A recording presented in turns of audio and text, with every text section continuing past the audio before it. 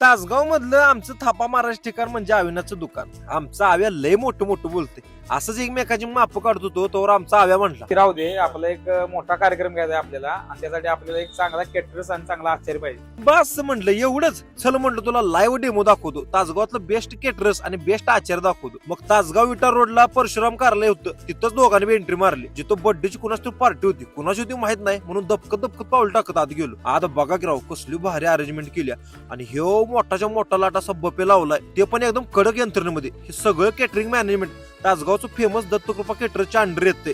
मग तुमचा कसला पण कार्यक्रम असू दे की, बर्थडे, लग्न, रिसेप्शन पार्टी, आणि हे सगळं केटरर्स आदिनाथ माळी आणि अवधूत माळी या दोघांचा आहे. मग गेल्या अविनाशला आदिनाथ दादाची गाठ घालून दिली, जी तासगावातलं बेस्ट आचार्य आहेत बरं का. आणि हे परशुराम कार्यालय पण त्यांच्याच अंडर येते. दादा एकदम जातीनं लक्ष देतात, काय हवं नको ते सगळं बघतात.